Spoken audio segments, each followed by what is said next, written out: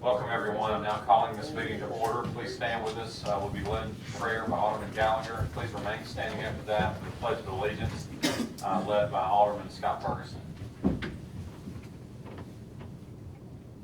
Heavenly Father, Lord, we come before you tonight to ask you to be a part of our meeting, Lord. Lord, I pray that as Halloween approaches, that you would watch out over our citizens and specifically our children, Lord. And we just pray for a hedge of protection around each and every one of them. In your name we pray. Amen. I pledge allegiance to the flag of the United States of America and to the republic for which it stands, one nation, under God, indivisible, with liberty and justice for all.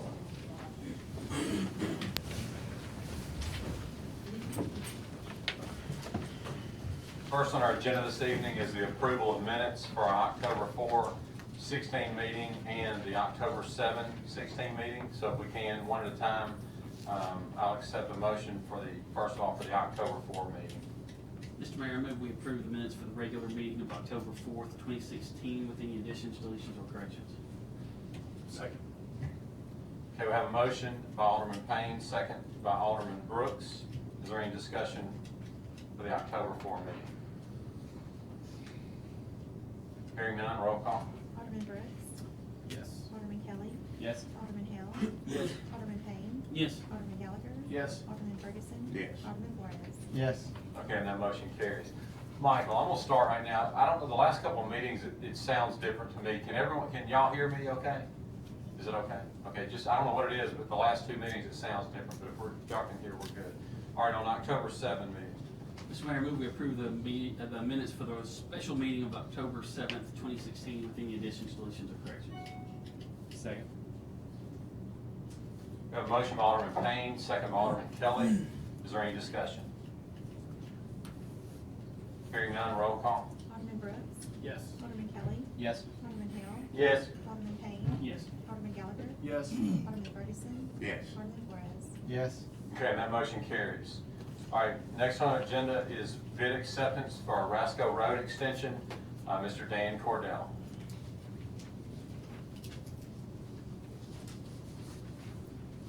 Thank you, Mayor, for we received bids on October 7th for the Rasco Road extension. We're recommending the award in the amount of $745,631.87 to Enscore LLC out of Memphis. We tabulated the bids. They're correct.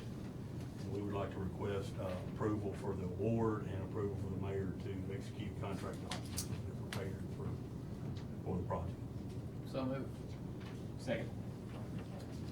We have a motion by Alderman Brooks, second by Alderman Kelly. Is there any discussion? What's the timeline once this is approved to get it going? I think it's 120 calendar days.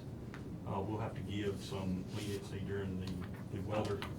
So you're probably looking at May of next year for construction to be complete. I believe it's Mayor Chan. Good. We have all the right-of-way in hand now. There was some right-of-way we needed to get, we thought might happen in between the award and giving them those to proceed, but all that's in hand. MOU's in hand with the developer, so we're ready to go. So before next school year. Sounds good. Good. Yes, sir. Well, we'll conservatively say June, July, be done. That's but still before next school. Yeah, construction beginning in December. Right. That's a big deal. That's a big deal. So, has Enscore done work for us before? They have. And again, I don't think there's, and we talked about this for so long, but just as a recap quickly, this is huge for the city.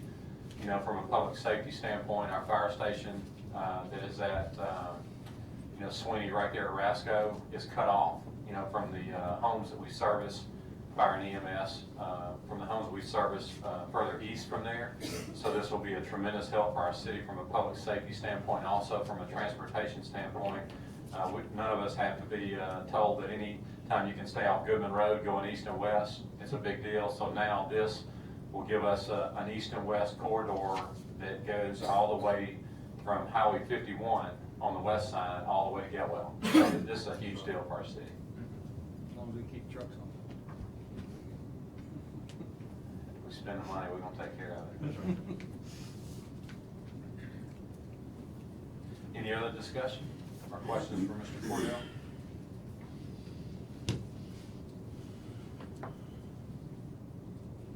Hearing none, roll call. Alderman Brooks.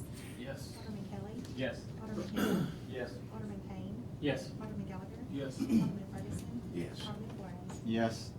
Okay, that motion carries. Thank you, Dan.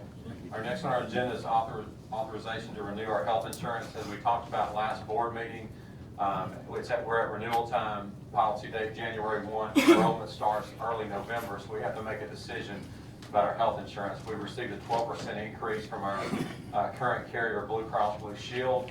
So Mr. Chris Wilson has been actively reviewing that, meeting with our broker, looking at all options to see what we can do to get the best value for our employees and our taxpayers. And so I'm going to turn it over to Chris Wilson now, let him explain the details to you. Mayor Board, you've got a sheet in front of you. It's not titled, however, but you see the deductibles and you see the breakdown. You'll see the current plan as is with Blue Cross Blue Shield, and that's the plan the Mayor alluded to. Blue Cross Blue Shield held the line at 12% increase across the board.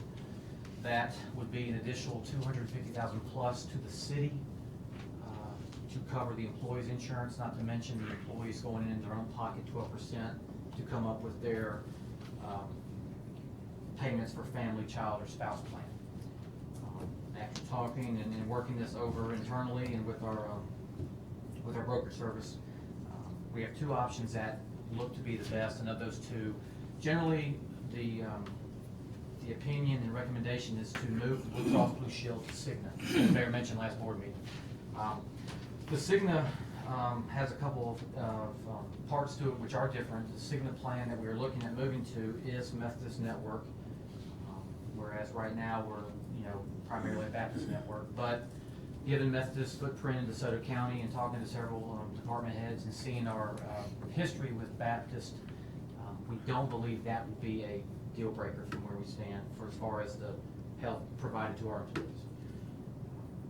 The Cigna option 2 that you see, basically, if you look at the $2,000 deductible where you see the 163 employees, and right now it's $438 a month premium. That is our primary plan. That is the plan that is provided to all city employees. They have the option of buying up to a $3,000 deductible or the $1,000 deductible, depending on, and that was a plan that we put in years ago to offer the employees a choice on deductible. You'll see also to the further right the increase or decrease in the monthly premium. The city will save $7 a month from where we are right now on that plan, which will be a substantial saving to the city on what we pay for the employees' insurance. Not to mention, you see how it's tiered for the $2,000 and $1,000 deductible, where there are initial savings, monthly savings from $7 a month to the city to $41, $42 really, for the employee on the most expensive plan, the $1,000 deductible for the family plan. The trade-offs are, of course, losing Baptist as a network, going to Methodist, and seeing a modest increase in our copay from $15 to $25, and the prescription plan where we're currently at $10, $25, $50 on the 3 tiers, going to a $10, $30, $60. But again, after reviewing that and seeing our options, we feel strongly this is in fact the best deal for the city and our employees. So, any questions? I'll make that motion. Second. We have a motion by Alderman Flores, second by Alderman Ferguson. Is there any discussion? One thing I would like to point out, we looked at a study, Kaiser Foundation, which does a lot. Everything is, with health insurance, everyone's got a study, but the Kaiser Foundation is one of the foremost experts in health insurance. And just so you know, in 2016, the average employee contribution to their own plan from a select survey of employers was $1,237 a year, on average, what the employee pays for their own coverage. And that comes out, the single coverage premium on average is $6,800 a year, $567 a month, whereas ours will be $431 if this plan and this is adopted. And as we said, should the employee accept the $2,000 deductible plan, there's no cost to the employee, and that's, to continue that. That margin is getting thinner every year. We've talked about it's gonna be good to actually decrease. I don't know how many plans are actually seeing. Now, again, we've had to make some changes. The copay goes up, the prescriptions change a little bit, but as stated, this is our best option at this point. And everything else was equal? Prescription plan was equal? Without digging too much in the formulary, we scratched the surface on it. I did look through the, your ear, nose, and throat. Your people are pretty much gonna be part of both networks anyway. Soda Family Medical, the Physicians Lane folks are on this plan, on Methodist. But, you get into it, it's really cost-driven at this point for taxpayers and for our employees. And what's the savings for the city to go to this plan? I mean, it's About a half. $7.12, 84 times 400. For the city? Yes. Okay. In other words, funds that the city was funding for the employees' health insurance goes from 438 to 431. So yes, there is an initial savings up front for the city on health insurance.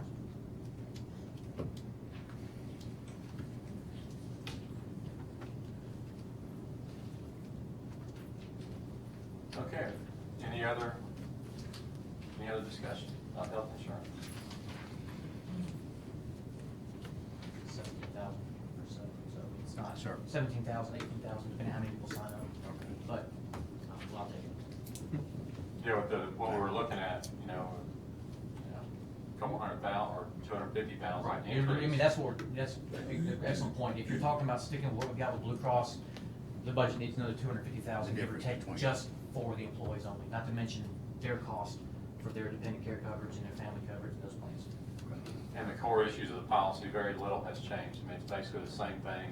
When you talk about going just a few dollars difference on a copay or a prescription drug, that's a minor.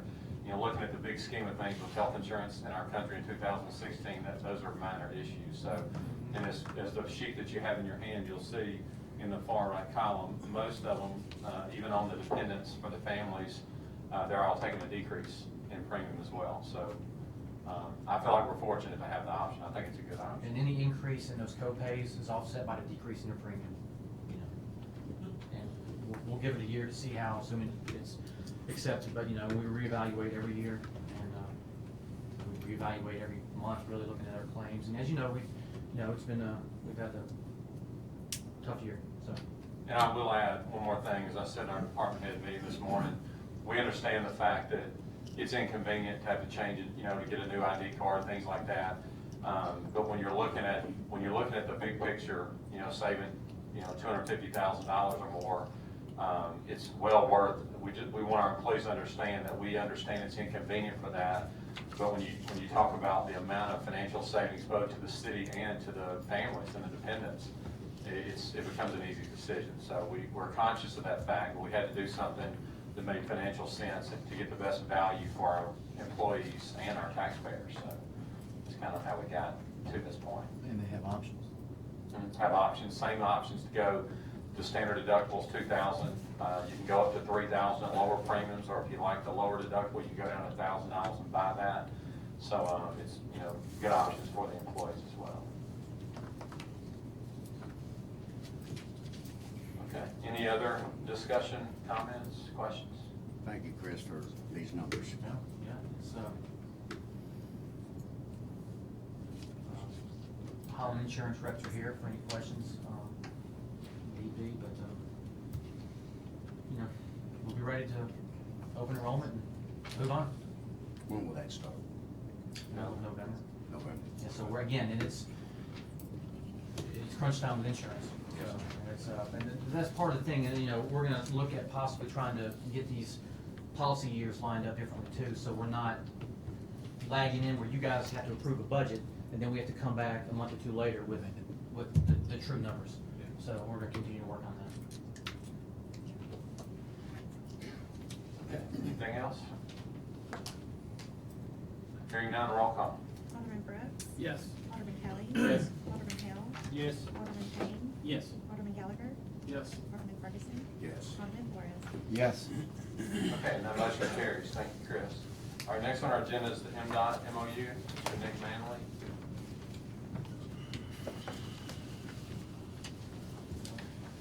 This is the MOU with Mdot, obviously. It's the MOU for, that is required under the federal laws for reporting of delays in certain accidents in the city. And it'll be done by our dispatch department in coordination with our planning department.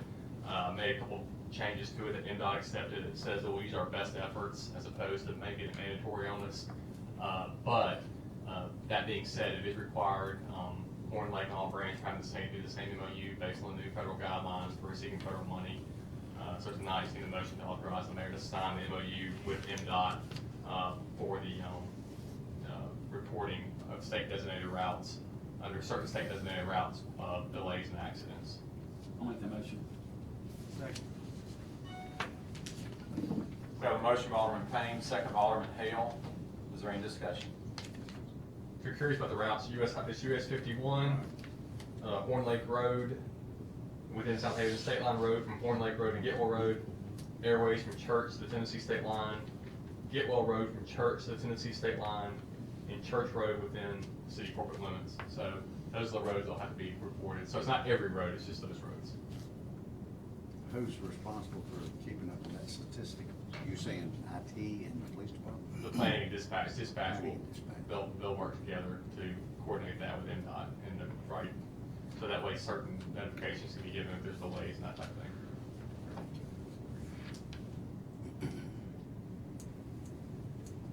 The way I read this, I mean, pretty much just about anything that comes up is gonna have to be reported. They said accident's gonna take 12 minutes or longer. Correct. Is that right?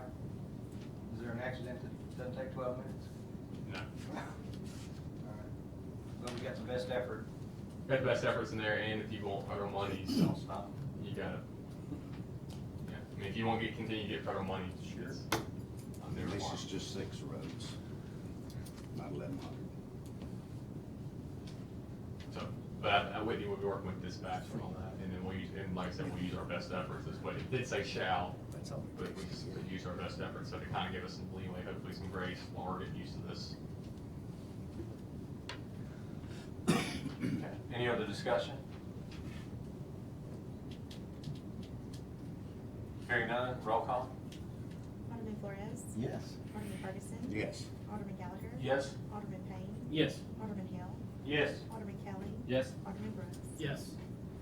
Okay, that motion carries. Next on our agenda is a resolution granting Freeport Warehouse ad valorem tax exemption to Remington Arms Company. This is the resolution granting a Freeport Warehouse to Remington Arms. They will be leasing a warehouse, and then as part of that will be another company will have about 60 employees in that warehouse. The Economic Council has reviewed this and has recommended for approval tonight. And I don't know if they might hear or not tonight to answer questions, but it wasn't recommended. They're creating one job, but the application says that leasing, they'll be also under a lease having 60 jobs through the lease. They'll be assuming that they're, so. I'll make that motion. Second. We have a motion by Alderman Flores, second by Alderman Kelly. Is there any discussion? This is a existing building already? Mhm. Yes.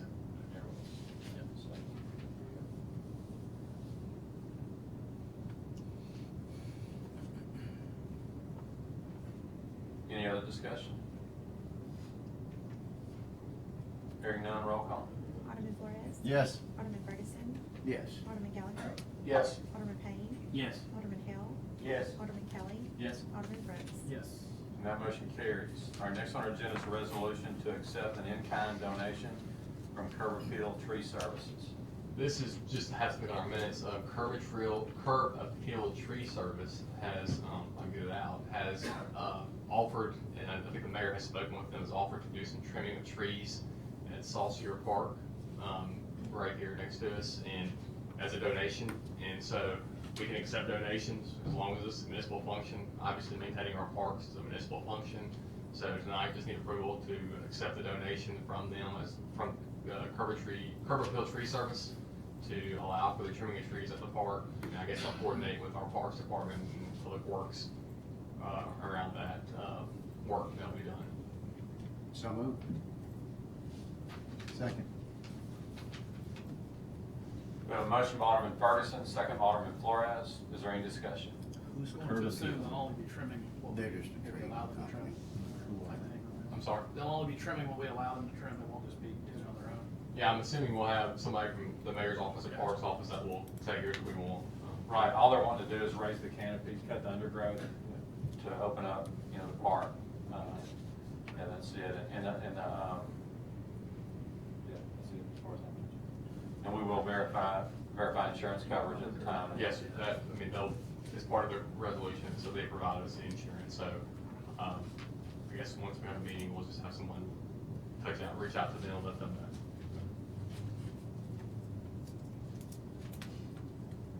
Any other discussion? Hearing none, roll call. Alderman Flores. Yes. Alderman Ferguson. Yes. Alderman Gallagher. Yes. Alderman Payne. Yes. Alderman Hale. Yes. Alderman Kelly. Yes. Alderman Brooks. Yes. That motion carries. Okay, next on our agenda is a resolution to surplus property in our Information Technology and Emergency Communications Department. It's just a resolution for surplus of the property that's listed on Exhibit A. I think it's not used its useful life and authority to dispose of in accordance with 172525.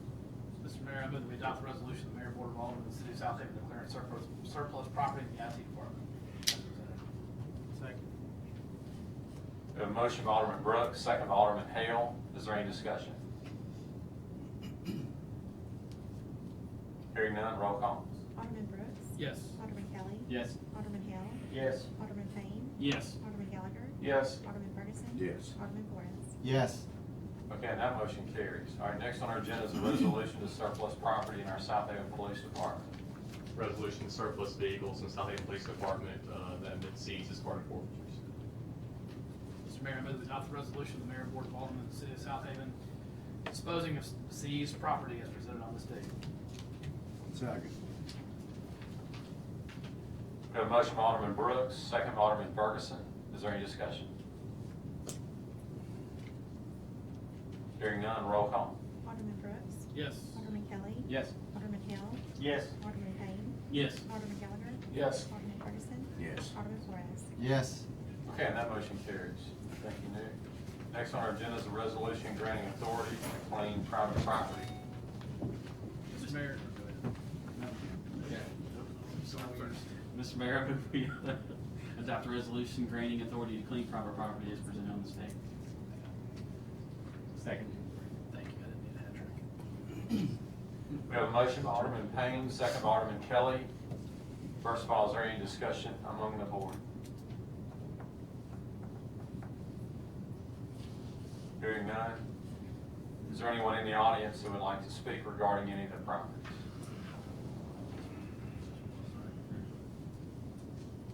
Hearing or seeing none, roll call. Alderman Flores. Yes. Alderman Ferguson. Yes. Alderman Gallagher. Yes. Alderman Payne. Yes. Alderman Hale. Yes. Alderman Kelly. Yes. Alderman Brooks. Yes.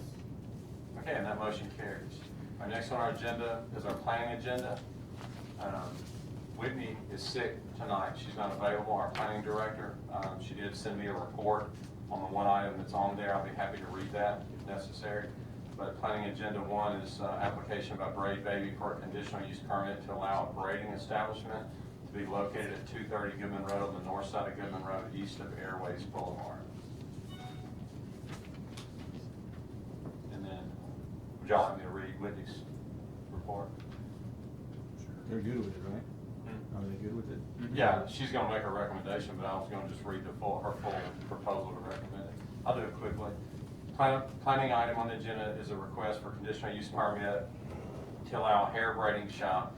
Our zoning code requires that these facilities be located a minimum of a half mile in each direction from an existing facility, which is why they are under a conditional use permit. This proposed location is 230 Goodman Road, which is a multi-story office building behind the ceasefire on Goodman Road and is zoned planned commercial. We did a window survey of the surrounding area to determine where the closest one was located. It was at Sweeney Road in Goodman, nearly a mile to the east. Since we determined the distance requirements were met, Planning Commission voted unanimously in favor of it. This is not a beauty salon, so there will be no washing stations or dryers on site. We have a letter from the applicant and also the owner stating this. The permit is recommended for 1 year with a 4-year extension to be renewed annually. At any point, if the applicant fails to comply, they'll have the right to pull the conditional use permit and shut the business down. Melita put an aerial photo on the site, the layout of the facility in my report, and the documents tonight, which you can see there. That's it. I move we approve item number 1 on the planning agenda. Second. We have a motion by Alderman Payne, second by Alderman Hale. Is there any discussion? Is it in the last building or the first building? On that drawing? Well, 230 is the middle one, or no? No, they're all 230, it's 230. B and C. Yes, sir. She said behind the ceasefire, which is the first one. Oh, building three. Okay, I see it. First very back. Just, yeah, it says behind ceasefire. That's a weird setup. There's 3 things here. You see, you can see it all kind of make your eye. It's just always bad.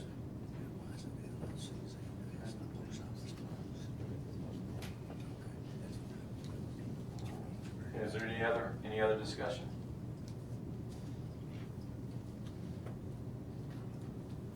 Hearing none, roll call. Alderman Brooks.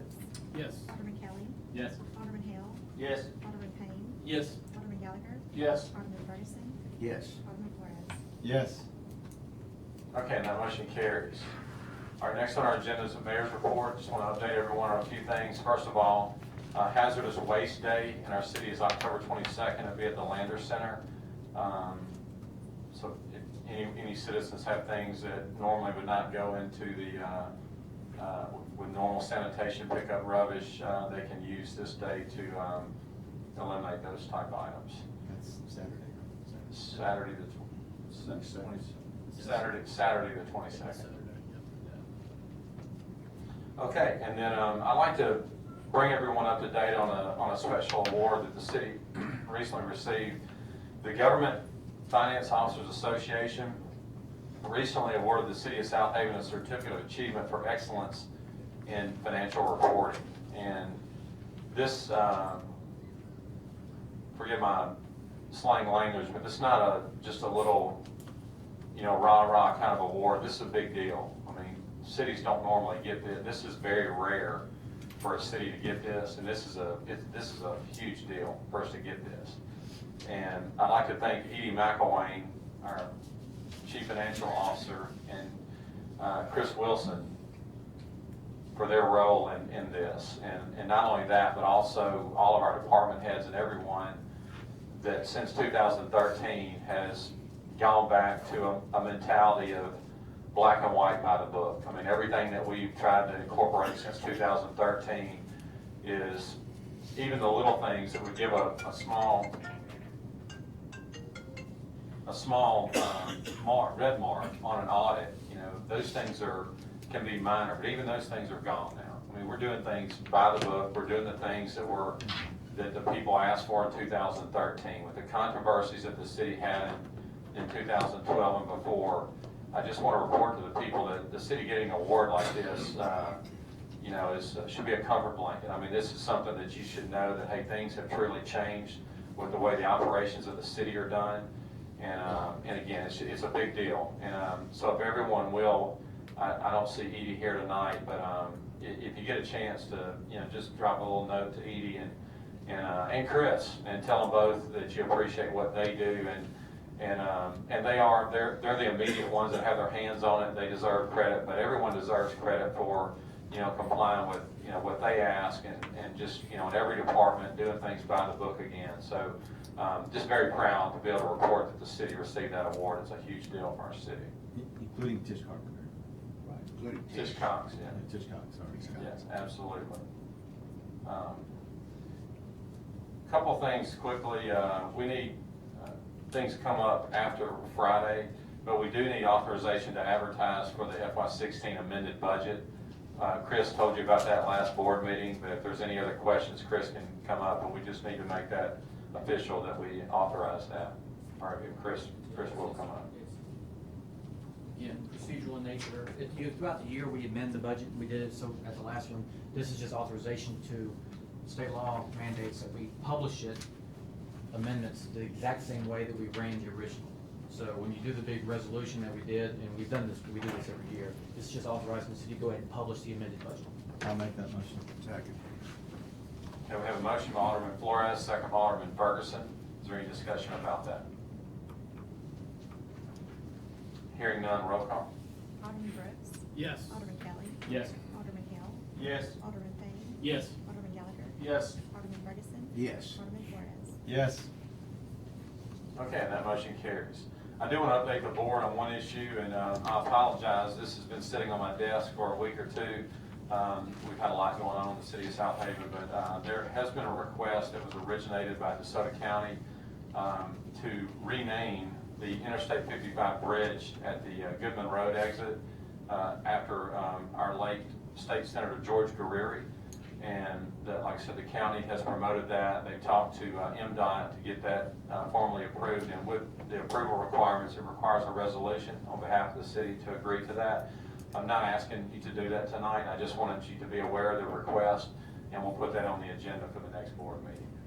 Just want to give you time if you want to, speak with any supervisors or, do any research on your own before you're asked to do that. But they are waiting on that. It's contingent upon the city of Southaven approving that request to rename the bridge.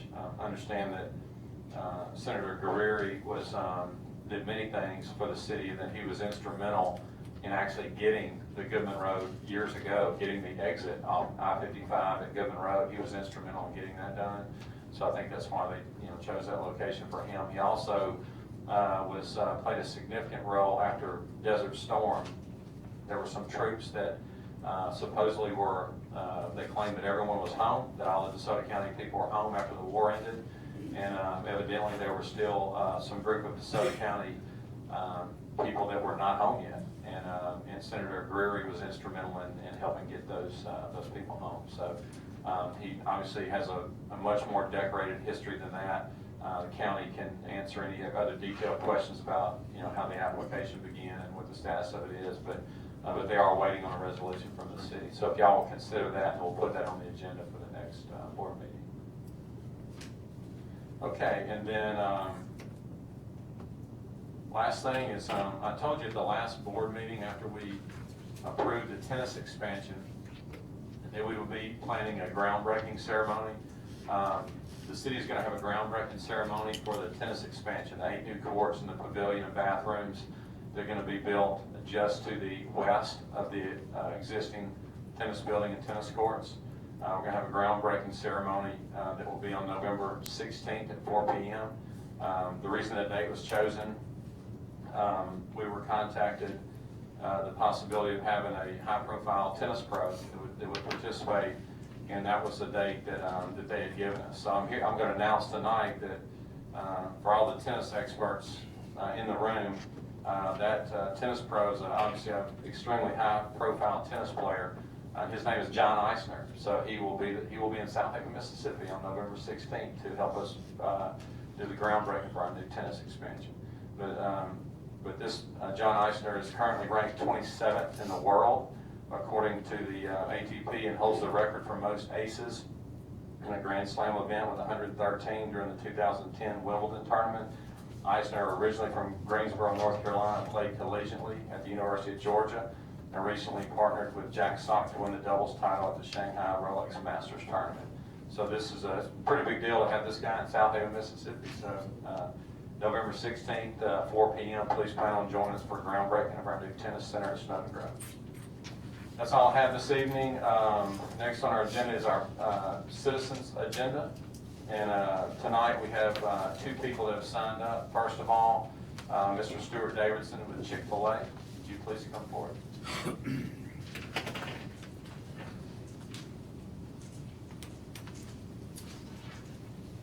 Good evening, Mayor, Alderman. Tonight, I really am here. I'd like to remove Chick-fil-A from the equation. I'm strictly here as a business owner, and I'd like, just some clarification. I'm very much in favor of getting as much money to the city through taxes, what have you, as possible. Penny for the parks, whatever, we can do to bring more revenue into the city. My concern is, a year ago, I can't really tell you I knew what a transient vendor's license was. And then after the Tanger Mall opened up, we sold 19 days between Thanksgiving and the end of the year. And again, please, if we don't sell a Tanger, I'm removing Chick-fil-A from the equation, but my concern is, the way I understand even the rewriting of that ordinance is, you know, I guess where I'm coming from is, I think we really need to provide a food service or food services other than necessarily trucks to our customers that we want to attract to South Haven. I mean, in the past, they've had to go to the Gulf Shores or Foley, Alabama. Here we've got a beautiful center here. We have tour buses that bring groups in from out of town. And, you know, for someone that really avoids crowds, you know, I'll go shopping. I want to shop there, but once I'm there, I'm there. And then if I get hungry, I get nauseous, I leave, I'm not coming back. And my concern is, I can't tell you how many, I wish I had a dime for every customer that's come up and asked us at the Chick-fil-A, are there any other food establishments here? And to them, food establishments isn't pretzels, cookies, and popcorn. So we direct them down to the trucks, but if we're going to be attracting people, if we want the tour buses to continue to bring groups in, you know, we've got to be able to, you know, afford them some place to eat. So whether it's a Fazoli's or On the Border, anybody that would be willing to come in and sell food, because also if they leave because they're hungry and if they don't come back, it's lost revenue as far as sales for the shops there. You want to keep those customers at the mall as long as you can. And right now, and then you know, popcorn, pretzels, cookies, and vending machines, and that's just not working for them. So as a businessman, I want the taxes to go to the city, and you know, I understand if we can't do it because our 6 months is up, but we've got to try and make it a lot easier for people to want to sell there, you know, just to take care of our customers. I'd like to share some information. I appreciate you coming tonight, and that certainly makes sense. I want to share something with you. It's almost unfair that you didn't know this before you were here tonight, but one of the reasons with Tanger, and just to back up a little bit to share a little history there, when the Tanger development was approved, it was presented to these people up here that not only the 70-plus stores would be in the development in phase one, but there would also be out parcels that included restaurants, sit-down restaurants, and you know, more casual dining as well. So that was sold to the city, and when we agreed to participate in the tourism rebate program, the city committed 30% of the $115 million project of our future sales taxes to that. So we're estimated to take us 5 to 6 years. We've given all of our sales taxes to the Tanger development, so that development could occur. With that amount, well, I mean, that amounts to about $34 million is what the city gave pledged to that project, based on the assumption that there would be out parcels with restaurants. Well, then after that was done, and was it 14 when we did that? Okay, so then after 14, summer of 15 comes around. Developer comes back to us and explains that we need to change our requirements for the strip center of the out parcels. And the whole selling feature of that was food. We need to be more flexible so we can bring more food there, because we don't have food at Tanger. That's what was sold to these people up here in the summer of 2015. So again, these people voted yes to allow that variance or that exception so we could bring food to Tanger, because we know exactly what you said. I mean, if a shopper is hungry, they're not going to stay and spend money. They're going to leave and go eat. So it's best for the city. You make that point extremely well. It's best for the city that the people have a place to eat there. But I tell y'all this tonight to let you know that the city, and it's no secret, we've expressed our dissatisfaction with the development. We want restaurants there. That we were promised restaurants in 2014, and it's October 2016, and there are no restaurants there. So I'm just telling you that to let you know that I won't speak for the board, I have very little sympathy for that, because they've not done what they told us that they were going to do. And we approved that deal, which is a major deal. Nothing that size has ever been done by the city to commit that much money in the tourism rebate program. First time the city of Southaven's ever used that program. And it was all sold to us that we're going to have restaurants. Well, it's, as you drive by, you see there's dirt where the out parcels are. So my recommendation to this board is that I don't have a lot of sympathy for that. My suggestion would be to get busy building some restaurants. And as it relates to, transient vendor ordinance, you understand when we do an ordinance, it applies citywide. You know, we can't create an ordinance that just, we can't say, well, at Tanger, you can do this, but if you go to, you know, if you go to this other corner in our street, you know, and you want to put up, you know, a transient operation, you can't do it. We can't do that. We got to have an ordinance that fits the entire city. So although it would make sense temporarily to do that at Tanger, it would not make sense to do it citywide, because we don't want our city to look like Manhattan. You know, I mean, you know, when you go to some of the streets of Manhattan, you know, you're going to have vendors everywhere. It's hard to even walk the streets because of all the transient vendors. And that's, I'm speaking for myself again, but that's not something that I think is good for our city. And the other thing, it becomes a public safety issue. When you put a multitude of transient vendors in that area at Tanger, you're blocking access. We can't get, if we have someone that needs immediate care, we can't get there because it's full of vendors in the middle. We don't, that's why the ordinance has been written like it is. So I don't know that, and I'll stop talking in a minute and let everyone else speak, but I don't know of a way, because I've thought about this a lot. I've met with Tanger about that and talked to our staff here about it, you know, to make sure that we do have it, you know, the most conducive way for business in our city. But I don't know of a way that we can change it, you know, to allow that without causing larger problems. I got a question. Mr. Davidson, you don't have a truck. You had a spot inside the mall itself, correct? It's like an ADP, it's a self-contained. It's in the law. Right. Yeah. And were you paying Tanger? I mean, Oh, yeah. You paid Tanger for that spot, Absolutely, absolutely. And like I said, you know, we were there like 19 days, and it was over $50,000. I'm telling you, we make the least amount of money on concessions, but we do it because it's a service. So I guess my thing is, I understand, Mayor, what you're saying, and I understand if we've used our 6 months, but, you know, knowing that the holidays are around the corner again, you know, if there's a way, I don't know, if someone from the city or whatever can, you know, approach some of the other food establishments that might not realize, you know, I didn't know what a transient vendor's license was, you know, and it wasn't anything that took a lot of time to get it, but, you know, to make provisions where there is food this year, because, you know, it's just a year that potentially lost sales and tax money So and what have you. the big problem is because I think our transient vendor license, you can have it for 6 months and then do you have to reapply, or do you just have to move locations? No, you don't move locations, the original, I believe it's 3 months, and then you can get a 3-month extension. So it's 6 months altogether.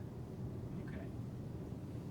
And that's it. Whitney here, because I think she knows this better than what. Yeah. Well, Andrea's. Andrew, so after that 6 months, how long do they have to wait to reapply? Actually, our ordinance reads that they have to vacate the city. Vacate the city, so Right. that's it, so that's That's it, 6 months. period for the life of their Until, business. for another 6 Well, months. they say it's For the 6 next months, calendar year. it's consecutive, so I can't have a license and work 1 month, take 2 months off, come back for a month. But if you buy a 6-month if you get a permit for 6 months, you can, from the way I understand it, you can work a month and then that's it. If you want to go with the 6 months and just utilize it 1 month because that's during holidays, so you would have to pay the $250 and then the additional 100, what was it, 25, so $275. I'm just really concerned because I know, I hear that more than, can you tell me where Coach is, or can you tell me where Pandora is, can you tell me where we can eat, you know, and you can direct them down to some food trucks, but food trucks are gonna have the same issue, you know, as far as the transient vendor's license, so, you know, I think, and I'm not sure what you can do, other than people that, you know, haven't had one that can get one, you know, where we can salvage, you know, part of this holiday season. Mr. Davidson, do you know, are the food trucks paying that would come there? Do you know if they Supposed to be. pay I assume so. to park? Yeah, supposedly, paying Tiger, Yes. you know, I'm sure of that. I don't know if there's different Yeah, they do, percentages, but. actually, we realized that Tanger was actually giving 2-year leases to some of these people before they realized that it's in violation of the ordinance. Instead of building the permanent license. Exactly. Yeah, we didn't sign a 2-year, we signed again for another year, and I mean, it's fine, we're not, you know, we're not breaching a contract if there's ordinances that prevent us from doing that we were unaware of, but, Well, let me ask this, if the mall was enclosed as in there was a roof on it, would they be allowed, would they still be, would it still be a transient vendor that was set up in the mall? I mean, would it be different? A transient vendor would be someone that doesn't have a permanent, how does it read, they don't have a permanent location? It's just a, yeah, permanent business license. I mean, you could, yes, the answer to your question is yes, because it's a business that's not permanent.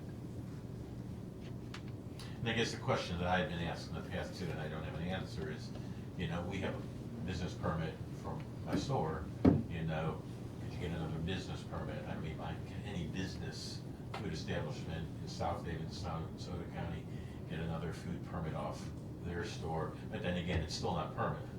You know, I think the it's issue still. there would be you have to then have the bathroom and all the, with the trash removal stuff, but you have to fill the actual business permit license.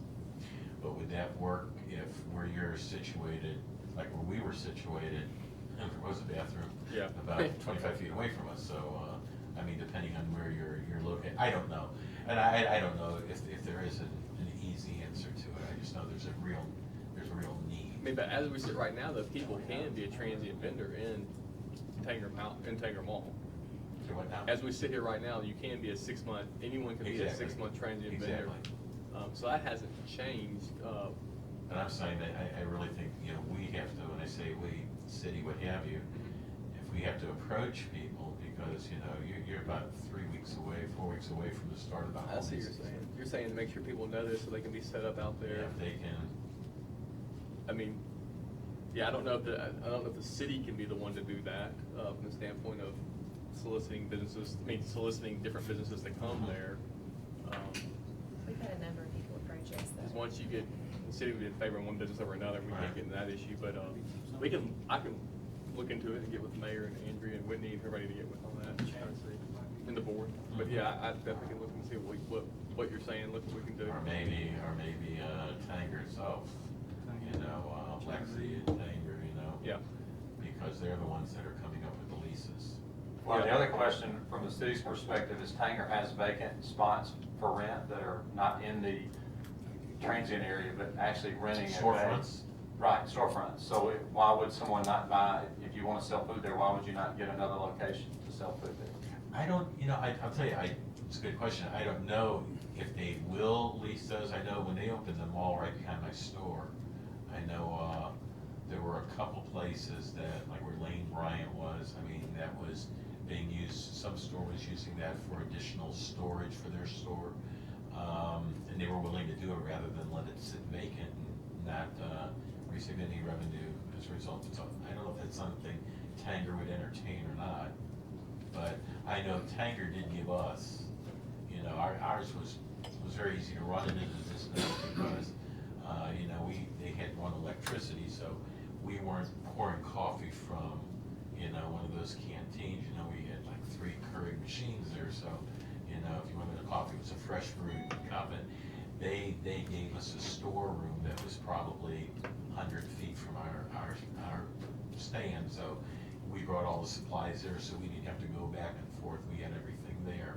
But, and in the health department, you had to have running water, you had to have hot water, you had to have a sanitizer strip. So, you know, I mean, like a business, I mean, you have to, health department is there, and especially that's a temporary health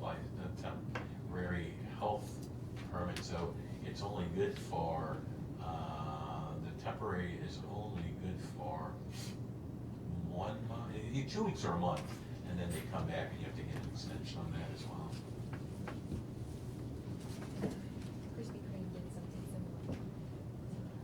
They're located there, but they bring food in. Yeah, because Krispy Kreme will use canteens where they'll make them for all their outlets, but that's another thing, so now you got cookies, pretzels, popcorn, donuts, so I mean, it's still. I think you're for Basic food groups there? That's it, which is fine with me, but I'm just saying, Major food groups. that's it. For some. Well, and the other thing, just to give information to you, like in your case, you know, you have a store, and then you're doing that as a second location. Well, if that is allowed, then think about any business in the city could do the same thing. Like if if I have a store in one part of town, but I wanna have a temporary location, I don't wanna go buy another location, I wanna set up a temporary, so then you can imagine what that would look like eventually in the city. If everyone said, well, you know, if I'm selling a product on Getwell, but I'm not reaching the customers on State Line, then I'm gonna go set up at State Line in Tullahoma or something like that. So it would just encourage transient vendors that are your existing people too. And so you would create that throughout the city. Yeah, I don't question where you're coming from whatsoever. I'm just saying, you know, if you know, if what we ultimately want to accomplish, you know, going about it the right way, not trying to come in through a back door. Right. I'm just saying if, you know, that we can have 6-month vendors under a transient vendor's license and, you know, it's legitimate business, you know, and it's, you know, that they're, yeah, it's nice if it's, you know, people around us where it's still, you know, Southaven, DeSoto County, but I'm not opposed to someone coming in from Memphis, whatever, it's legitimate business, not one of these, stands that sell shrimp off of a truck or what have you, you know, because I would want the liability of that either. Yeah. Well, I appreciate you coming forward. We definitely understand. I mean, as I mentioned, it's a problem that we don't have food there, and it's one that we're well aware of, and that, to be honest with you, we're a little disappointed, you know, in the development, because all these people up here were told that we're gonna have food there. And, so we, again, appreciate you coming forward, and, we can review that again. I know before this meeting, I did more research. Whitney's not here tonight, but I did talk with her in detail, and some of the concerns that I've expressed tonight are ones that she shared with me. So, but we can continue to look at that and just see if there's something that could possibly be done. But then I would encourage everyone to ask Tanger where the restaurants are. Thank you very much. Thank you, sir. Okay, next on our citizens agenda, we had another person that signed up, Mr. Freddie Turner. Would Mr. Freddie Turner come forward?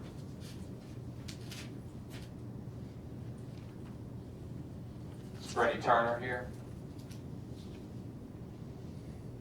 Okay, I guess Mr. Turner changed his plans. Okay, next on our agenda is our personnel docket. Mr. Mayor, I move we approve the personnel docket as presented on this table.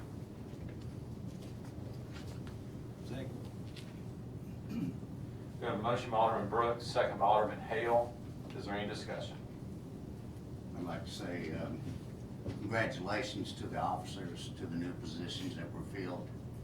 I knew they had to qualify for those positions, and I want them to know that I appreciate them and congratulate them for their position votes, including the mayor one. I made sure.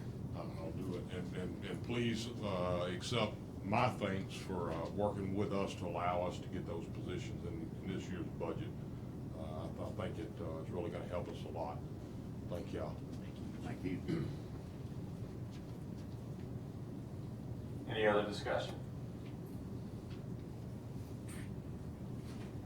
Hearing none, roll call. Alderman Brooks? Yes. Alderman Kelly? Yes. Alderman Hale? Yes. Alderman Payne? Yes. Alderman Gallagher? Yes. Alderman Ferguson? Yes. Alderman Flores? Yes. And that motion carries. All right, next on our agenda is our city attorney's legal update. Nothing this evening. Next on our agenda is our claims docket. Mr. Mayor, we have 2 dockets tonight. I move we approve docket number 1 in the amount of $2,994,472.16, including demand checks. Second. On docket 1, we have a motion by Alderman Payne, second by Alderman Brooks. Any discussion? Hearing none, roll call. Alderman Ferguson? Yes. Alderman Flores? Yes. Alderman Gallagher? Yes. Alderman Payne? Yes. Alderman Hale? Yes. Alderman Kelly? Yes. Alderman Brooks? Yes. Okay, and that motion carries for docket 1. Is there a motion for docket 2? Mr. Mayor, I move we approve docket number 2 in the amount of $93.54. Second. We have a motion by Alderman Payne, second by Alderman Brooks. Is there any discussion on docket 2? Hearing none, roll call. Alderman Flores? Yes. Alderman Gallagher? Yes. Alderman Payne? Yes. Alderman Hale? Yes. Alderman Kelly? Yes. Alderman Brooks? Yes. Okay, and that motion carries on docket 2. All right, now is there a motion to determine the need for executive session? So moved. Second. We have a motion by Alderman Gallagher, second by Alderman Kelly.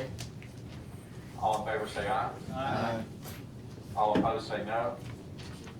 Ayes have it, motion carries. The need this evening is personnel in our municipal court, potential claim against our utilities department, and economic development. Now, is there a motion to declare executive session? I'll make that. Second. We have a motion by Alderman Gallagher, second by Alderman Ferguson. All in favor say aye. Aye. All opposed say no. Ayes have it, motion carries. The mayor and board will now enter executive session.